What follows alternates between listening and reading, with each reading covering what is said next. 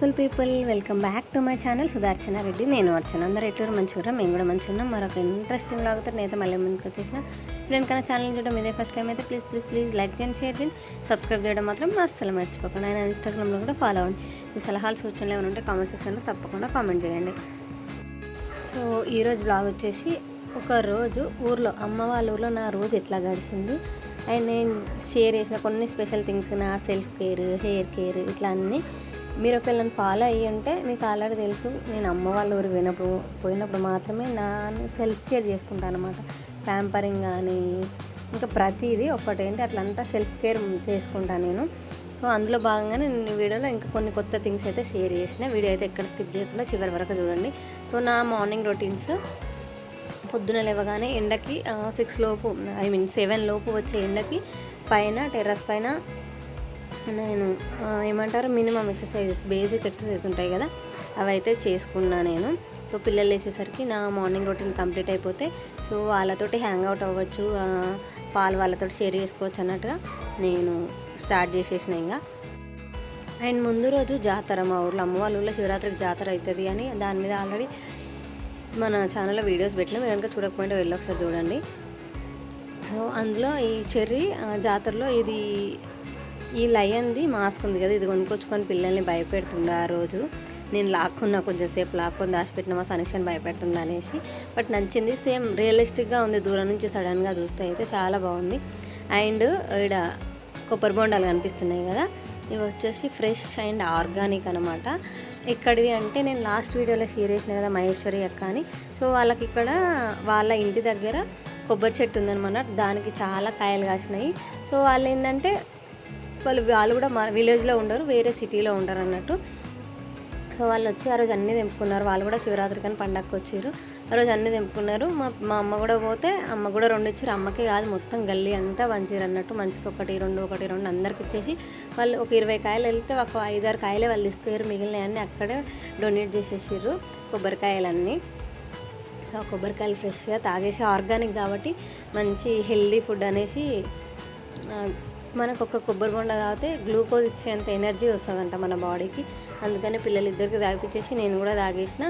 And ఇక్కడ అమ్మ చపాతీలు వేస్తుంది. ఎందుకు చపాతీలు అంటే అయితే నేను ట్రై చేద్దాం అనుకున్నా, మా చిన్న పాపకి అంటే నాన్ వెజ్ ఇంట్రడ్యూస్ చేద్దాం అనుకున్నా. ఇంతవరకు తను ఎప్పుడు మేము రెగ్యులర్గా ఏం తెచ్చుకోము. సో అందుకని పిల్లలకు కూడా అలవాటు లేదు. ఎప్పుడన్నా ఒక ముక్క అట్లా పెడితే అస్సలు తినదు, రిఫ్యూజ్ చేసేస్తే. మా సనక్షణ కొంచెం పెద్దగా తింటుంది కానీ చిన్న పాప అస్సలు తినదు నాన్ వెజ్. అందుకని తనకు కొంచెం ఇంట్రడ్యూస్ చేద్దాం అన్నట్టుగా ఆ రోజు బోటి తీసుకురామంటే తమ్ముడు తీసుకొచ్చింది. బోటి అంటే మొత్తం పీసెస్ని, నాన్ వెజ్ పీసెస్ని చిన్నగా లైక్ ఎగ్ బుర్జీ చేసుకుంటే ఎంత చిన్నగా ఉంటాయి ఎగ్ పీసెస్, అట్లా చేసుకొస్తారన్నమాట. దాన్నే కీమా అంటారు. సో మటన్ కీమా చేపించుకొచ్చి ఆ రోజు వండుదాం అనేది మా ప్లాను. సో అందులోకి నాకు కీమా రైస్లో కంటే చపాతీలోకి నచ్చుతుంది. అందుకనే నాకు చపాతీలు ఏమన్నా అమ్మని చపాతీలు వేస్తుంది. మ్యాక్సిమం మా సైడ్ ఎక్కువ ఎవరు పెడతారంటే ఈ కీమా బాలింతలు, అప్పుడే డెలివరీ అయిన వాళ్ళు ఉంటారు కదా. సో అప్పుడు వారంలో 2 సార్లు, ఒకసారి ఇంకా తినేటోళ్ళు అయితే రోజు కూడా నాన్ వెజ్ తింటే ఏంటంటే పాలు మంచిగా పడతాయి, బలంగా ఉంటారనేసి. మళ్ళీ పెద్ద ముక్కలు తింటే పిల్లలకు కడుపు నొప్పి లేస్తాయని ఇట్లా కీమలా కొట్టించుకొచ్చి అది వండి పెడతారు బాలింతలకి. ఇక్కడ అమ్మ అదే ఉంటుంది. పాపకు సపరేట్గా మాకు సపరేట్గా ఉంటుంది అన్నట్టు. పాపకి ఏంటంటే ఏం మసాలాలు ఇట్లా ఏం యాడ్ చేయం కదా, జస్ట్ ఒక చిన్న బిర్యానాకు లవంగం ఇలాచి కూడా వేయలేదు. ఎందుకంటే ఫస్ట్ టైం కాబట్టి తన కడుపులో ఇట్లా మంటకి ఇట్లా లేస్తుందేమో అనేసి అసలు అవి అస్సలు యాడ్ చేయలేదు. ఒక్కటే పచ్చిమిర్చి, అసలు కారం కూడా వేయలేదు. లైట్గా పసుపు వేసి తనకి బాగా ఒక 10 విజిల్స్ వచ్చే వరకు ఉడికిచ్చేసి అది పక్కకు తీసేసి తర్వాత మాకు వండింది అమ్మ. ఎందుకంటే అంత చప్పగా అయితే మనం తినలేం, మనంత కారం అయితే తను కూడా తినలేదు కదా. ఫస్ట్ టైం కాబట్టి ట్రై చేద్దాం అసలు తింటుందా తినదా అని. ఆ రోజు ట్రయల్ మాత్రమే.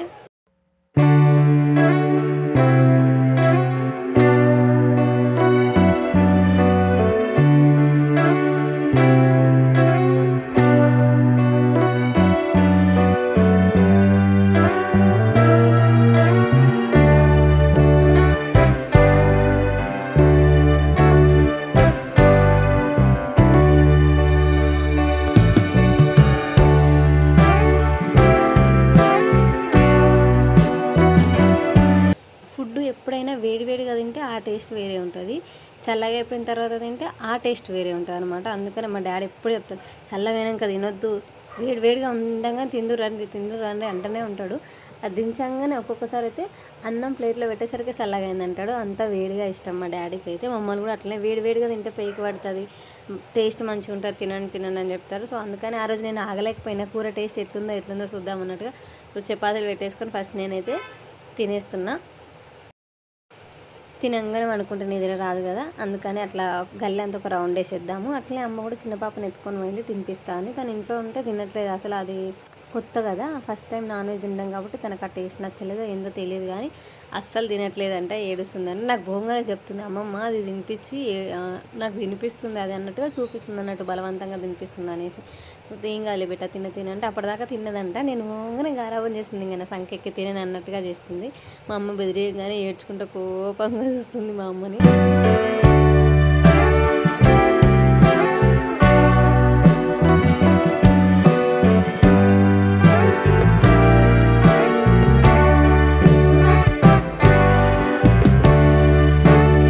అమ్మేమో నన్ను తిడుతుంది, నువ్వు ఎందుకు వచ్చినావు వీడికి, తినేదాన్ని జడగొట్టినావు, నేను ఎట్లో ఒకట్లా ఏడిపించో నవ్విచ్చో తినిపించుకొని వస్తుంది కదా, ఏం పని వచ్చినావు నువ్వు, నేను చూసి తింటలేదని అమ్మ నన్ను తిడుతుంది, నిన్ను చూసి తింటలేదనేసి.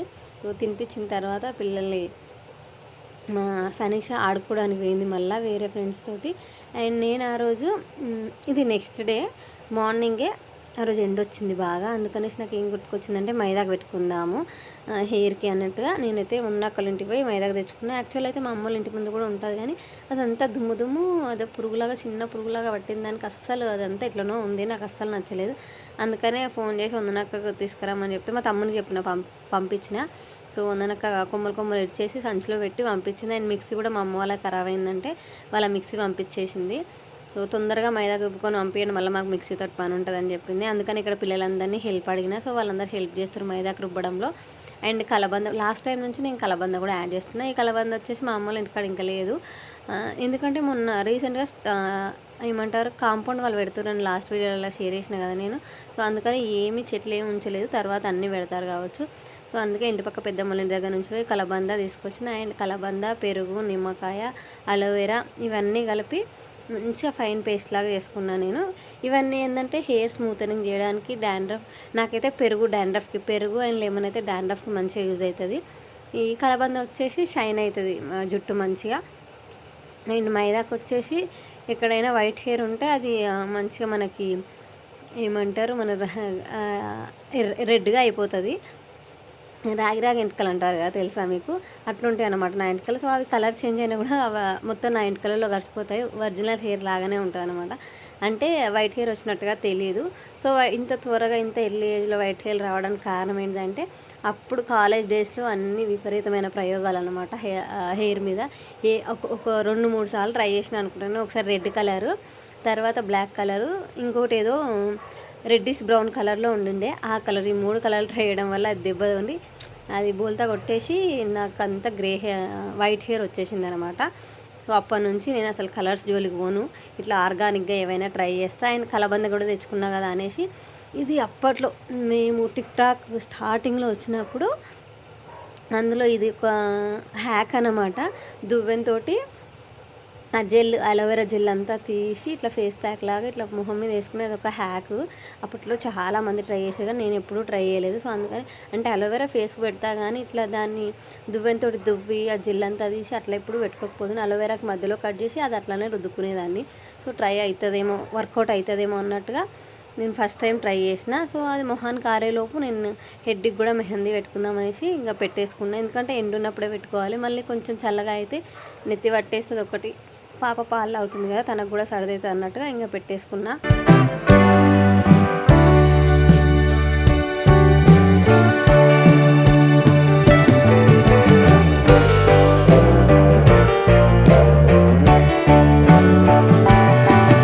హెయిర్కి అయితే మైదాకు పెట్టుకున్నాం. మరి దాని రిజల్ట్ ఏంటంటే ఇది చూడండి, హెయిర్ అయితే చాలా స్మూత్గా అయింది. ఒకటి స్మూత్ అయింది అండ్ డాండ్రఫ్ కూడా. ఇది వీక్లో 2 సార్లు ట్రై చేస్తే మనకు డాండ్రఫ్ నుంచి కూడా ఏమంటారు రిలీఫ్ ఉంటుంది.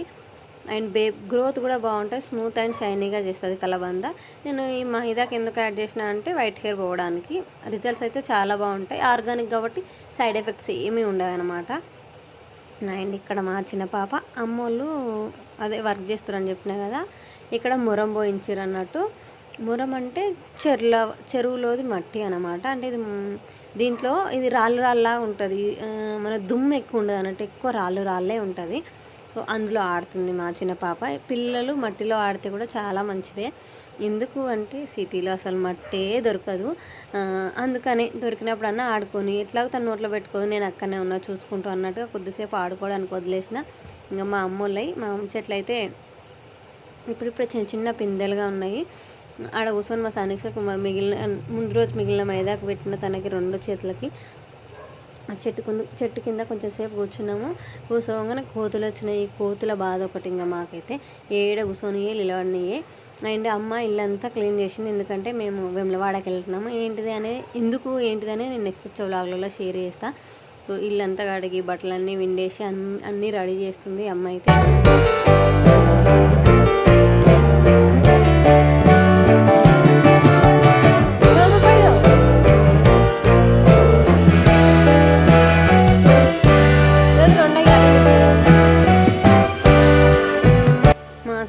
మైదాకు పెట్టుకుంటుంది కానీ అది ఆరిపోయేదాకా కూడా ఉంచుకోదు. అప్పుడే కడుగు అని ఇట్లా నేను నా దగ్గర పెట్టించుకుంది, అమ్మమ్మ దగ్గర పోయి కడుక్కుంది మా సానిక్ష. అందుకే నేను పెట్టాను అస్సలు.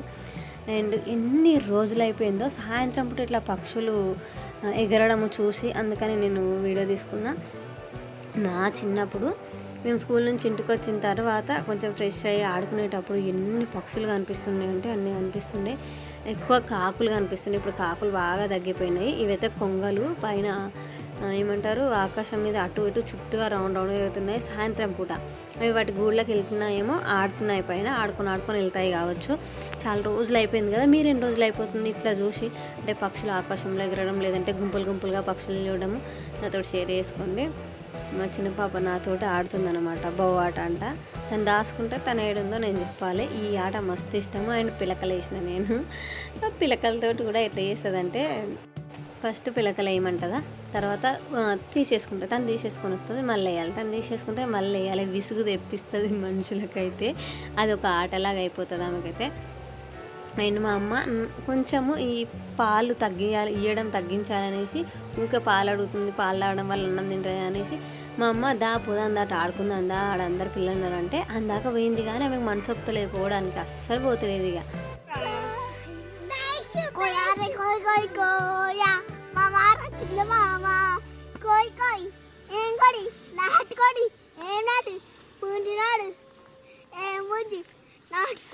అస్సలు ఉన్నారు.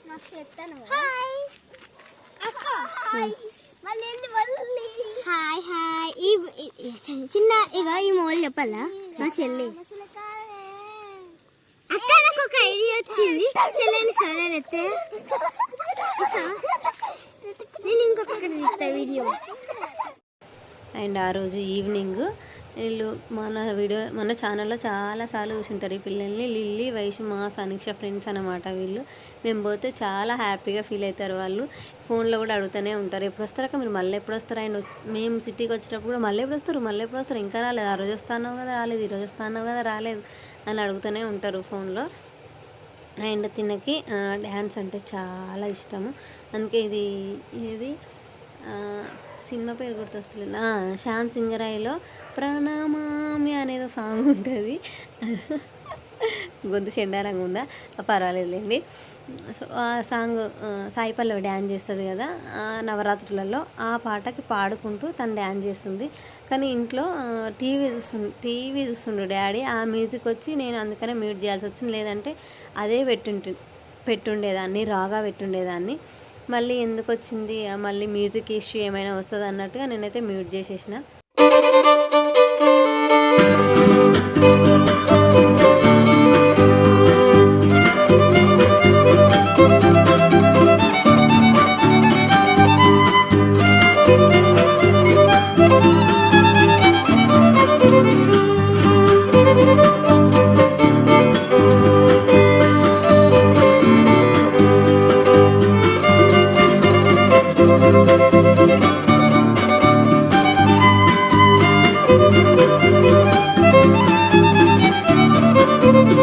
యాక్చువల్లీ ఒక డే అని చెప్పిన కానీ డే కాదు, ఇది ఒక వీక్ తర్వాత వీక్ ముందు ఒక వీక్ వ్లాగ్ పోస్ట్ చేసిన కదా, సో ఇది ఆ తర్వాత వీక్ వ్లాగ్ అనమాట. Happy birthday to you. Happy birthday మమ్మ. మా అక్క రాత్రి నువ్వు కేక్ ఇస్తావని చూసి చూసి ముందు క్లిప్ అయితే మా ఏమంటారు తమ్ముని బర్త్డే రోజు క్లిప్ అందులో మిస్ అయింది అనేసి ఇందులో యాడ్ చేసిన. అండ్ మార్నింగ్గా పక్షుల కిలకిల వింటుంటే ఎంత హాయిగా అనిపిస్తుందో మనసుకి. మీకు కూడా అట్లా అనిపిస్తుందో నాతో షేర్ చేసుకోండి. పిల్లలు ఇద్దరు లేచిర్రు, మంచిగా ఎండపూడ కూర్చున్నారు. పిలకలు అప్పుడే వేసుకుంది, అప్పుడే పీకేసుకుంది మా నైనిష. ఇక్కడ మట్టి కదా ఎట్లా ఆడుతుందంటే ఇష్టం వచ్చినట్టు ఆడుతుంది. ఇంకా నేను కూడా వదిలేసిన. ఇక పిలకలు అంటే ఎంట్రుకలు కళ్ళలోకి వస్తున్నాయి అనేసి అట్లా వేసిన నేను పిలకలు. అండ్ పిల్లలు ఇద్దరు పడుకున్నారు, తినేసి పడుకున్నారు. అందుకనేసి నాకు టైం ఉంది, ఏం చేయాలో అర్థం కావట్లేదు. పడుకుంటే నాకేమో నిద్ర రావట్లేదు. అందుకనేసి సరేలే కొన్ని షార్ట్ వీడియోస్ చేసుకుందాం, టైం ఉంది కదా, ఎట్లా ఒకవేళ లేచినా కూడా అమ్మ పట్టుకుంటుంది కదా అనేసి నేను ఇంకా రీల్స్ చేసుకోవడం స్టార్ట్ చేసిన. నేను ఒక పక్కకు అమ్మతో ముచ్చట్లు పెడుతున్నా, ఒక పక్కకు రీల్స్ చేసుకున్నాను అనమాట. రెండు ఎట్ ఏ టైం చేస్తున్నా. అండ్ ఈవినింగ్ మొన్న మా తమ్ముడు గ్రేప్స్ తెచ్చినండి. మా సమీక్ష ఫోన్లో ఎన్ని ఆర్డర్లు వేస్తుందంటే మా తమ్మునికి, మామ ఇద్దే మామ అద్దే మామ అని ఫోన్లో చెప్తుంది ఏదైనా కావాలన్నప్పుడు. ఉట్టప్పుడు ఫోన్ చేస్తే మాత్రం అస్సలు మాట్లాడదు. అండ్ చింతకాయ అమ్మ వాళ్ళకి చింత చెట్టు ఉందన్నట్టు అమ్మ మొన్న నాటేసినప్పుడు తీసుకొచ్చారంట, చెట్టు కింద రాలితే. సో అదే కొడుతుంది ఈడ అమ్మ. ఇది ఈ వీడియో ముచ్చట అన్నట్టు. మళ్ళీ వీడియోలో మళ్ళీ కలుసుకుందాము. అప్పటిదాకా చూస్తూనే ఉండరు. సుదర్శన రెడ్డి, నేను Archana. Thank you for watching this video till end. Bye.